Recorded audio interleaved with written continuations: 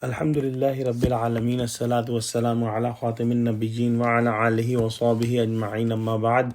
فأعوذ بالله من الشيطان الرجيم بسم الله الرحمن الرحيم قال الله تعالى في سورة الأنعام وإن كان كبر عليك إعراضهم فإن استطعت أن تبتغي نفقا في الأرض أو سلما في السماء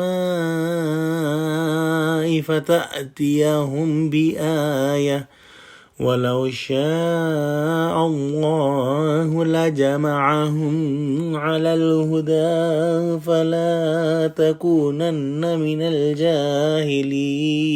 Translation: And if aversion from them is grievous to you, then seek a way down into earth by tunnel or a stairway to sky if you can, so that you may bring to them some sign to convince them. If Allah had willed, then He would have certainly brought them all together upon guidance. Therefore, never be among the ignorant nor foolish. In this ayah, Allah subhanahu wa ta'ala is mentioning that He is not going to show any miracle as the Quraysh were asking. Quraysh were asking Prophet Muhammad sallallahu alaihi wasallam that show us a miracle like the previous nations were shown, and we will accept the Islam after that.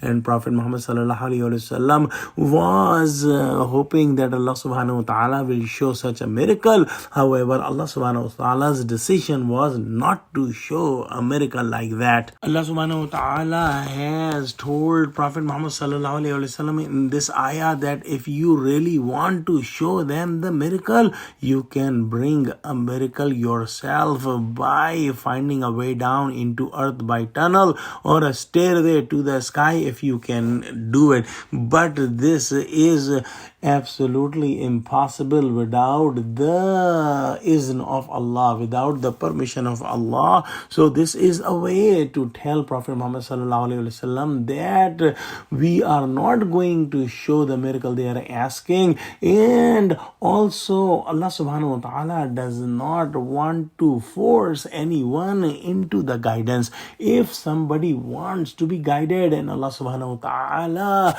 wants them to be guided, then they will be guided. However, if somebody does not want to be guided and Allah subhanahu wa ta'ala does not want them to be guided, nobody can guide them. This is not that all the Quraysh or all the humanity will be guided, and Allah subhanahu wa ta'ala has made this life a test, and in this test whoever will pass will be guided and whoever will fail will not be guided. Allah subhanahu wa ta'ala can make each and every one pure Muslim, pure heart if He wills, and this is not difficult for Allah subhanahu wa ta'ala. And on the other hand, Allah subhanahu wa ta'ala can make each and every one absolutely misguided, but this is also not the sunnah of Allah subhanahu wa ta'ala, and this is not the reason of creation of this world. The reason of creation of this world is the humans are given a chance that they can take the test of this life and they can pass or fail. The decision is their own, and only those who want to be guided are guided by Allah subhanahu wa ta'ala. Another important point to understand that Allah subhanahu wa ta'ala did not show the miracle they were asking, and it was the proof of Allah subhanahu wa ta'ala's rahmah on the people of Quraysh, because after the miracle is shown and if they don't accept the miracle, the nations are destroyed. So Allah subhanahu wa ta'ala, by not showing the miracle of their choice, did rahmah on the people of Mushrikeen in Makkah, because they would have rejected that sign as well as they were asking, and after that their time would have been finished and the punishment from Allah subhanahu wa ta'ala would have come. Let's pray that Allah subhanahu wa ta'ala give us true understanding of Quran.